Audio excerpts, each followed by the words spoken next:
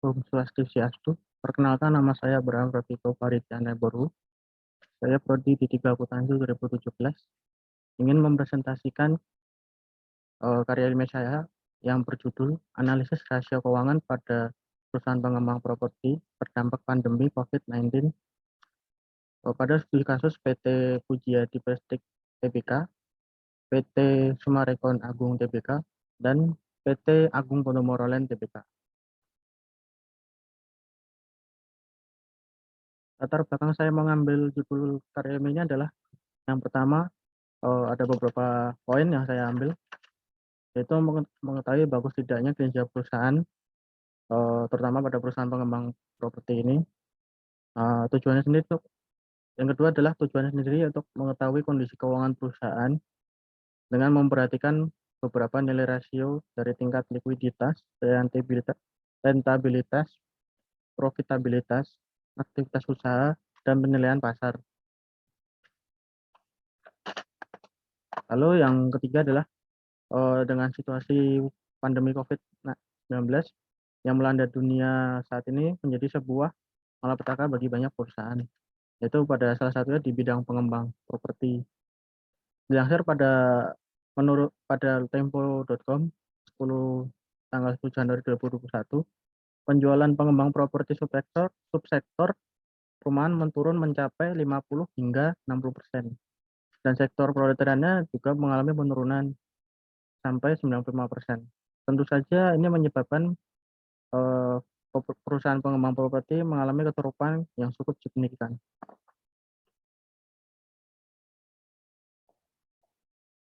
Rumusan masalah sendiri adalah bagaimana analisis rasio keuangan pada PT Pujiadi Prestek Tbk, PT Sumarekon Agung Tbk, dan PT Agung Podomoro Tbk periode tahun 2018, 2019, dan 2020 yang terdampak pada COVID-19 dengan menganalisis beberapa rasio, yaitu rasio debt to asset atau DER, lalu return on asset atau ROA, dan ROS, yaitu return on sale.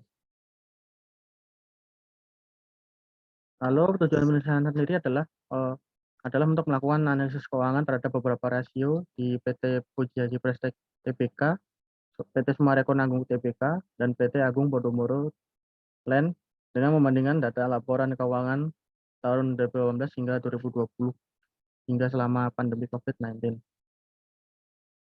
Adapun juga manfaat penulisannya bagi PT Pujiadi Prestek Tbk, PT Sumarekon Agung Tbk, dan PT Agung Podomoro Land, yaitu dapat memberikan gambaran bagi perusahaan tersebut dalam membuat kebijakan berkaitan dengan rasio keuangan.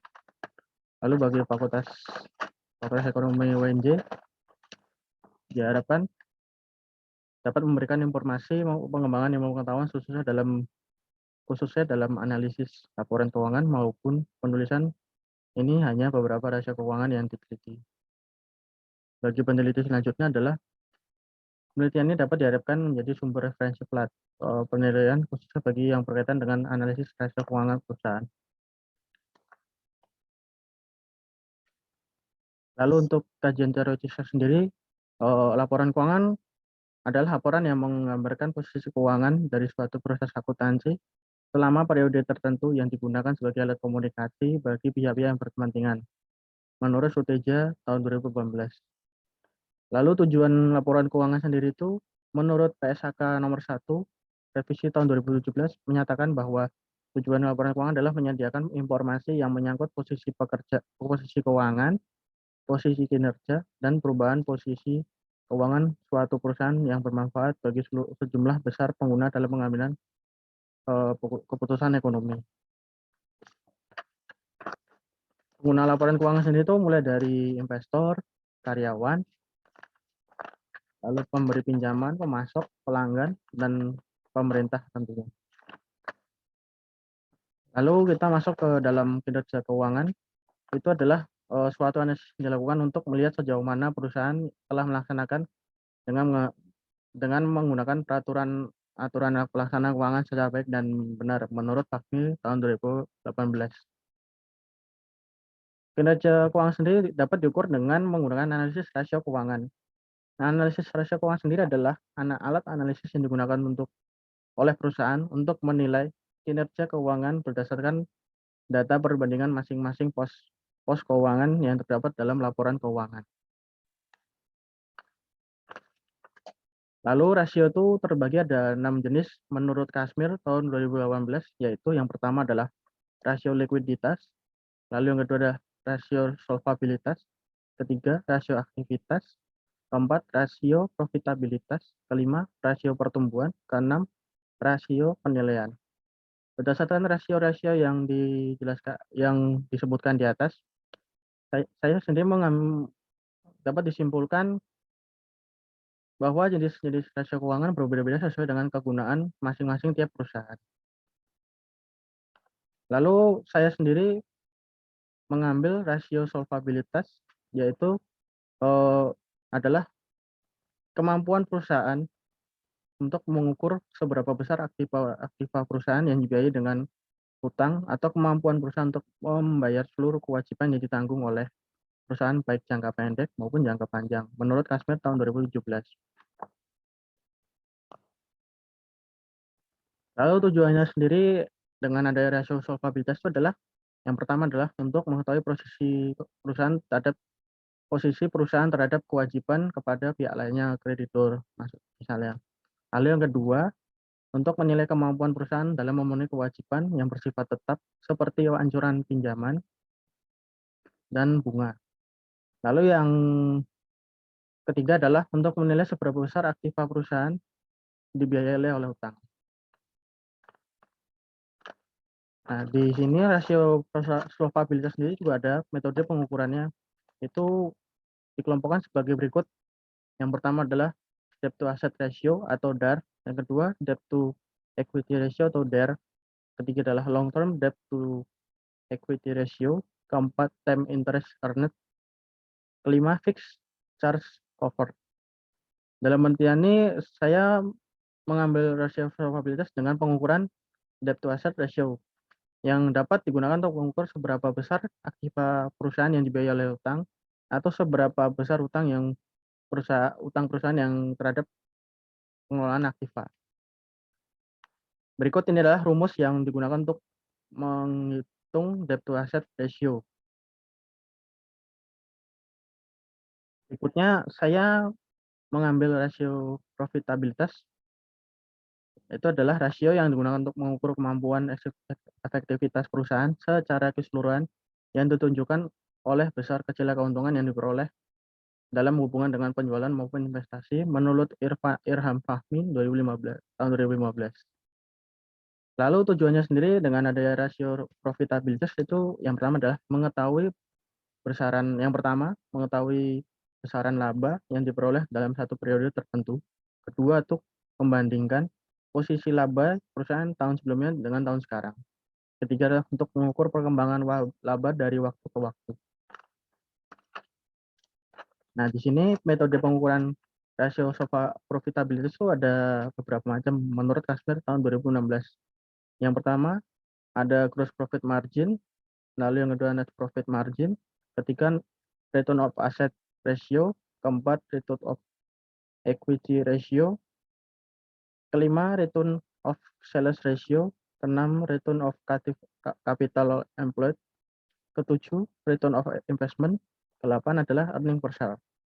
Dalam penelitian ini saya sendiri menggunakan metode pengukuran return of asset and return on sales. Return on asset sendiri adalah menggambarkan sejauh mana tingkat pengembalian seluruh aset yang dimiliki perusahaan.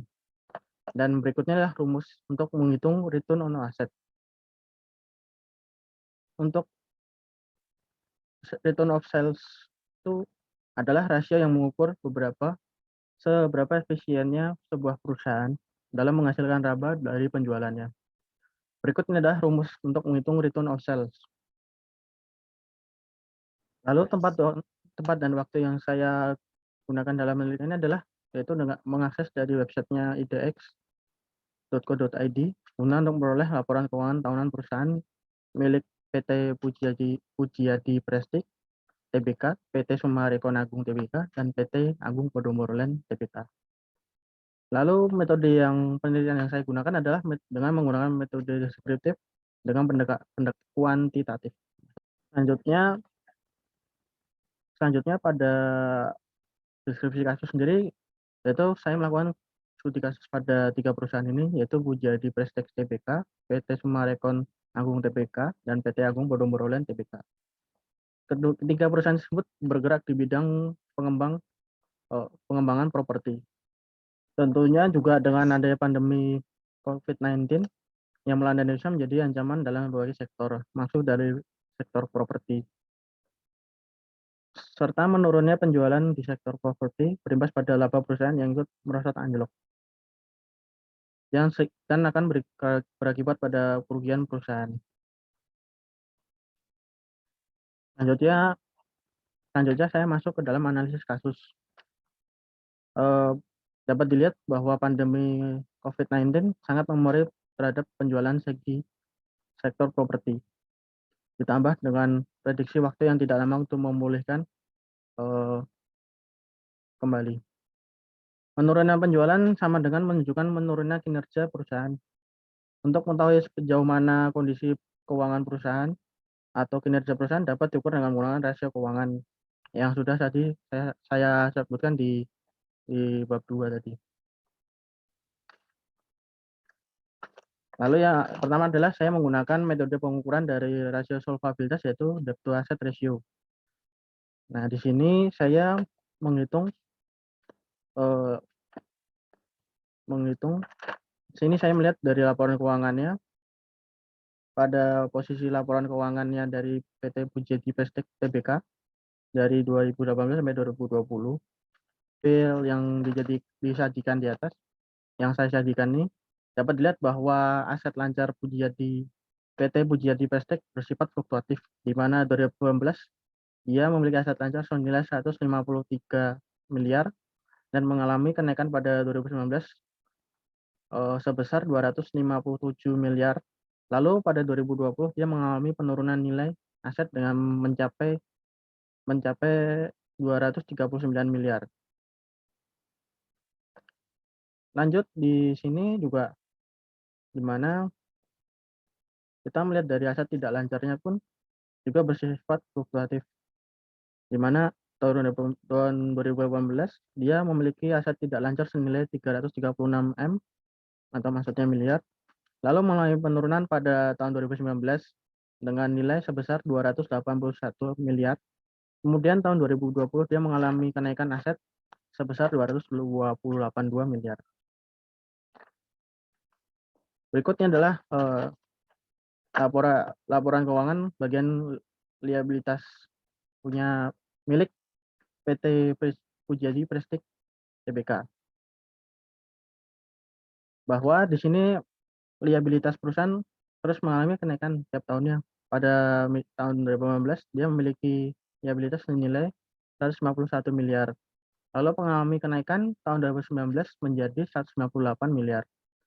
Lalu di tahun 2020 dia mengalami kenaikan menjadi 204 miliar. Nah, ini ada juga tabel ekuitas milik PT Bujadi Prestek Tbk.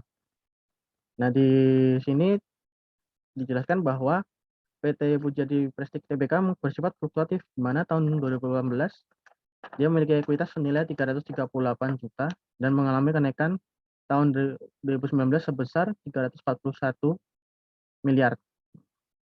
Lalu di 2020 dia mengalami penurunan sebesar 317 miliar. Lanjut ke aset lancar, laporan aset lancar milik PT Summarecon Agung Tbk. Di sini dijelaskan bahwa dia mengalami kenaikan yang cukup signifikan setiap tahunnya, di mana 2015 dia memiliki aset lancar sebesar 10 miliar, lalu mengalami kenaikan tahun 2019 sebesar 11 miliar. Tahun 2020 dia mengalami kenaikan lagi sebesar 11 miliar 800 miliar.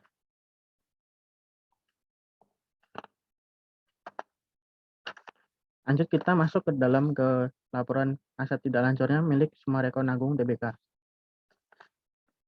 Di sini bersifat fluktuatif. Lalu di mana 2018 dia memiliki aset tidak lancar senilai 12 miliar 791 miliar. Lalu mengalami kenaikan sebesar di 2019 sebesar 13 miliar 290 miliar. Lalu dari 2020 dia mengalami penurunan sebesar 13 miliar 33 juta. Di sini berikut adalah liabilitas milik PT Summarecon Agung Tbk. Dijelaskan bahwa liabilitas perusahaan mengalami kenaikan terus setiap tahunnya, di mana 2015 dia memiliki liabilitas senilai 14 miliar, maksud saya 14 triliun 238 miliar, lalu memiliki kenaikan pada 2019 sebesar 14 miliar 14 triliun 990 miliar. Lalu 2020 dia mengalami kenaikan lagi senilai 15 triliun 836 miliar. Dan berikutnya ya laporan ekuitas milik PT Summarecon Agung Tbk. Disajikan tabel tersebut bahwa memiliki ekuitas yang bersifat fluktuatif, di mana tahun 2018 PT Summarecon Agung memiliki ekuitas senilai 9 triliun 60 miliar.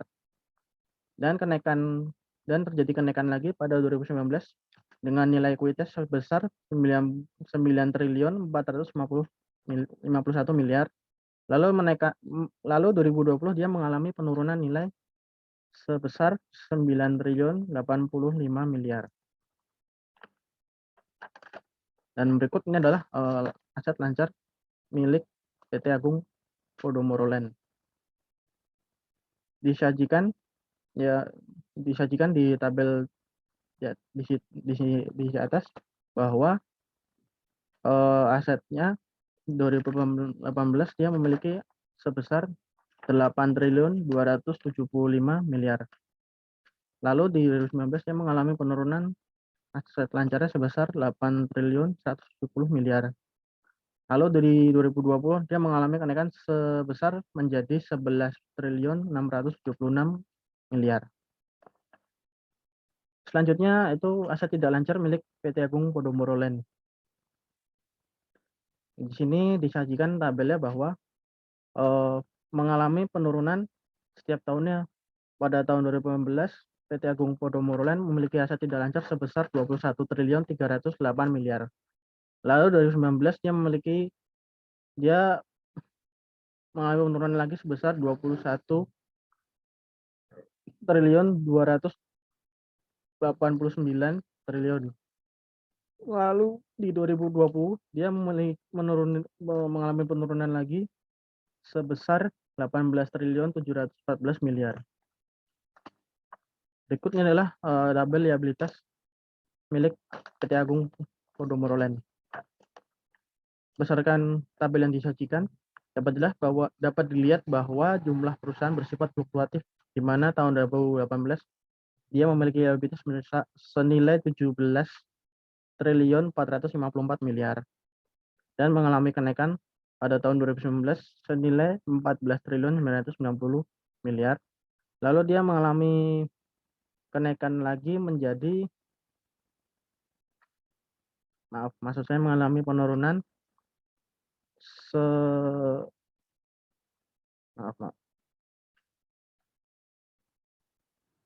Nah, selanjutnya adalah berikut nih tabel yang disajikan, tabel laporan liabilitas milik PT Agung Podomoro Land Tbk, di mana dia bersifat fluktuatif angkanya.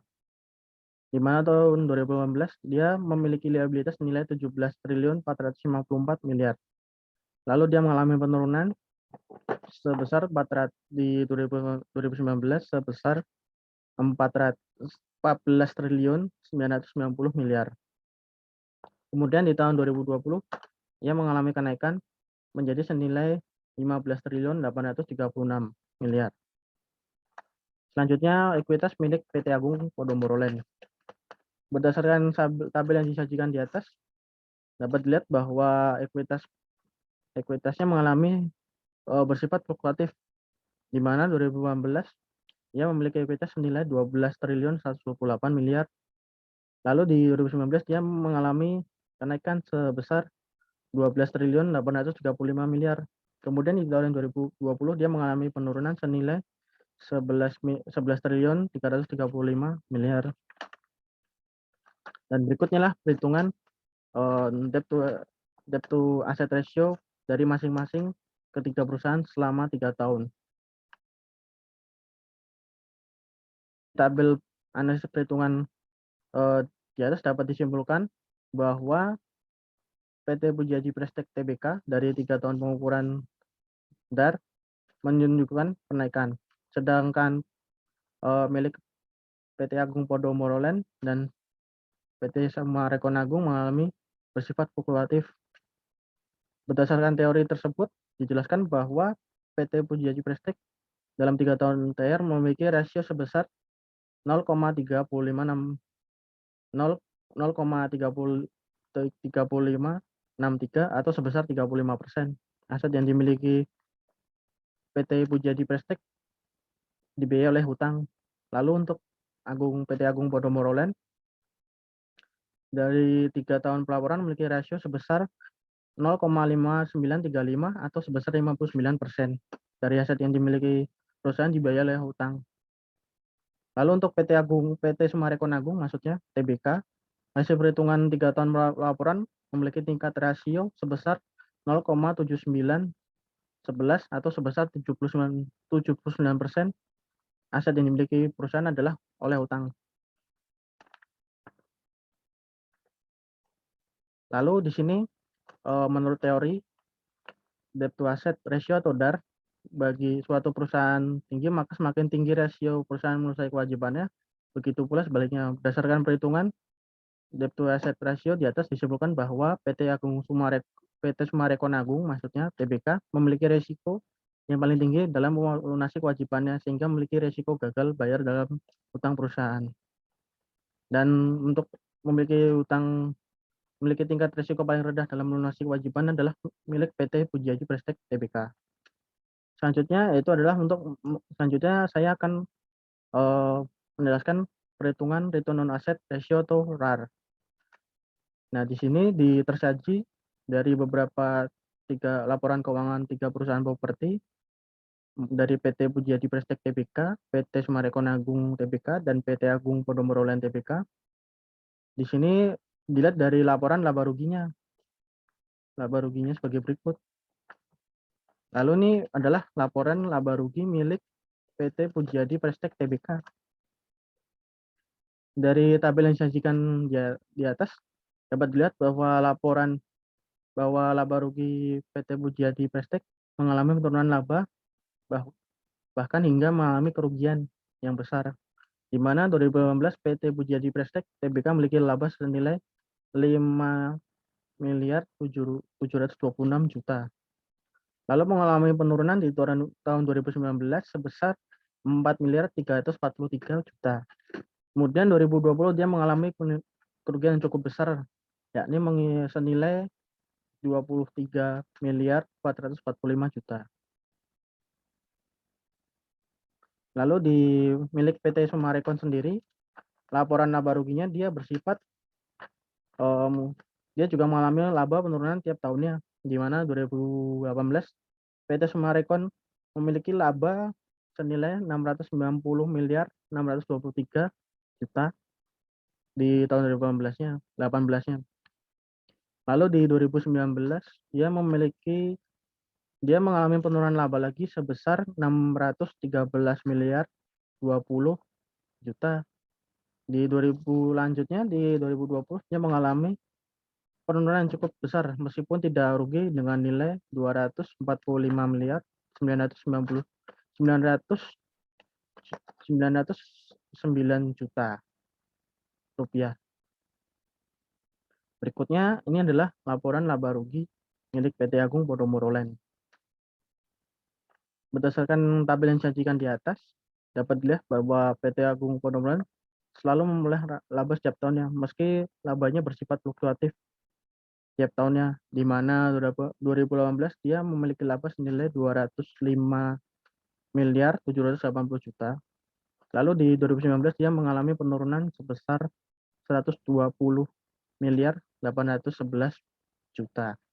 Kemudian di 2020 dia mengalami kenaikan lagi sebesar 180 miliar 144 juta. Dan berikut ini adalah perhitungan return on asset ratio atau RAR pada tiga perusahaan ini selama 3 tahun laporan keuangan berjalan.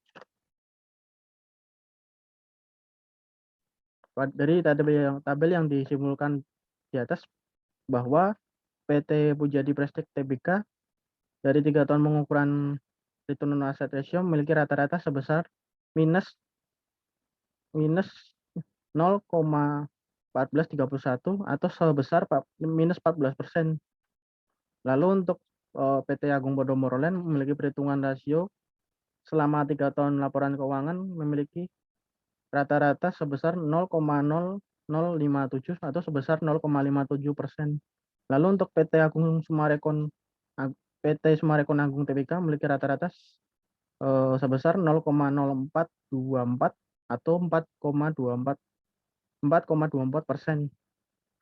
Dalam 3 tahun pelaporan, PT Sumarekon Agung memiliki rasio tertinggi, yang artinya dia memiliki profitabilitas yang baik serta memiliki kemampuan yang baik dalam mengelola aktiva dengan baik. Berbanding terbalik dengan milik PT Pujadi Prestek yang memiliki tingkat rasio terendah, yang artinya pengelolaan aktiva kurang baik dan efeknya berkurang pada kemampuan perusahaan dalam memperoleh laba. Dan selanjutnya adalah menghitung return on sales ratio. Nah, di sini diambil dari sampel 3 laporan keuangan milik 3 perusahaan ini, yaitu dapat disimpulkan dengan tabel perhitungannya ini yang saya sajikan. PT Pujadi Prestek hasil dari 3 tahun pengukuran memiliki rata-rata sebesar 0,1670 atau sebesar 17%. Untuk PT Agung Podomoro sendiri itu memiliki rasio sebesar 0,1225 atau sebesar 12%. Lalu untuk PT Sumarekon Agung sendiri memiliki rasio 0,4669 atau 47%. Berdasarkan hasil analisis perhitungan rasio tersebut pada 3 perusahaan dan dalam 3 tahun pelaporan, PT Sumarekon Agung memiliki tingkat rasio tertinggi yang keuangan perusahaannya lebih baik dibanding PT Pujadi Prestek Tbk dan PT Agung Podomoro Land Tbk. Nah, ini berikut perbandingan rasio terhadap perusahaan dari ketiga metode pengukurannya berikut. Lalu dari tabel perbandingan rasio tersebut, pada 3 perusahaan properti ini sendiri itu pengukuran DER menunjukkan kenaikan, sedangkan Sumarekon Agung bersifat fluktuatif. Berdasarkan teori debt to asset ratio atau DAR menunjukkan bahwa PT Pujadi Prestek pada 3 tahun terakhir memiliki tingkat rasio sebesar 35% yang dimiliki PT Pujadi Prestek Tbk dibiayai oleh utang. Lalu untuk Podomoro sendiri sebesar 59% dibiayai oleh utang. Lalu untuk PT Sumarekon Agung sendiri dia memiliki rasio sebesar 79% aset dimiliki oleh aset perusahaan dibiayai oleh utang. Hasilnya menunjukkan bahwa PT Pujadi Prestek memiliki aset yang dibiayai oleh utang lebih sedikit daripada tahun 2018. Dia mengalami kenaikan pada tahun 2019 dan 2020 karena ada peningkatan utang. Dibandingkan dengan PT Agung Podomoro dan PT Sumarekon Agung.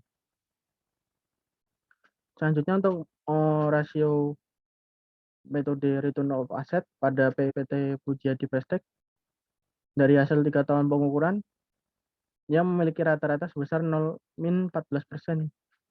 Sedangkan untuk PT Agung Podomoro Land dia memiliki rasio selama 3 tahun pelaporan keuangan memiliki 0,57%. Lalu untuk PT Sumarekon Agung Tbk sebesar 4,24%. Nah, berdasarkan 3 perusahaan dalam 3 tahun pelaporan, PT Summarecon Agung sendiri memiliki tingkat rasio tertinggi, yang artinya dia memiliki profitabilitas yang baik serta kemampuan yang baik dalam mengelola aktivitas dengan baik. Berbanding terbalik dengan PT Pujiaji Prestek yang memiliki tingkat rasio terendah, yang artinya pengelolaan aktiva kurang baik dan efek berkurangnya kemampuan perusahaan dalam memperoleh laba. Selanjutnya adalah rasio metode pengukuran return on sales. Di sini dijelaskan PT Pujiaji Prestek Tbk dari 3 tahun pengukuran memiliki rasio 17%. Lalu untuk PT Agung Podomoro Land sebesar 12%, lalu untuk PT Summarecon Agung Tbk sebesar 47%. Dari hasil analisis perhitungan rasio tersebut, ada 3 laporan yang memiliki rasio tertinggi, artinya adalah milik PT Summarecon Agung. Dia memiliki kondisi keuangan yang lebih baik dibanding PT Pujiaji Prestek Tbk dan PT Agung Podomoro Land Tbk. Nah, di sini menunjukkan bahwa PT Summarecon Agung Tbk memiliki efisiensi penjualan yang baik dari tahun ke tahun. Dan ini selanjutnya saya masuk ke dalam kesimpulan karya ilmiah saya. Berdasarkan perhitungan dari rasio debt to asset, yaitu rasio solvabilitas, lalu rasio profitabilitas dari metode pengukuran return of asset dan return of sales terhadap 3 perusahaan properti, disimpulkan bahwa untuk PT Pujiaji Prestek menunjukkan kenaikan, sedangkan untuk PT Agung Podomoro Land dan PT Summarecon Agung bersifat fluktuatif. Menurut teori debt to asset ratio atau DAR, menunjukkan bahwa PT Pujiaji Prestek pada 3 tahun terakhir memiliki rasio sebesar 0,363 atau 35% yang dimiliki oleh PT Pujiaji dibiayai oleh hutang. Lalu untuk PT Agung Podomoro Land, dari hasil perhitungannya rasio dari DAR itu sebesar 0,5935 atau 59% aset yang dimiliki oleh perusahaan dibayar oleh hutang. Untuk PT Summarecon Agung sendiri dari hasil perhitungan DAR memiliki tingkat rasio sebesar 0,711 atau 79% aset yang dimiliki perusahaan dibiayai oleh hutang. Hasil ini menunjukkan bahwa PT Pujiaji Prestek memiliki aset yang dibiayai hutang lebih sedikit daripada dibandingkan dari PT Agung Podomoro Land dan PT Summarecon Agung.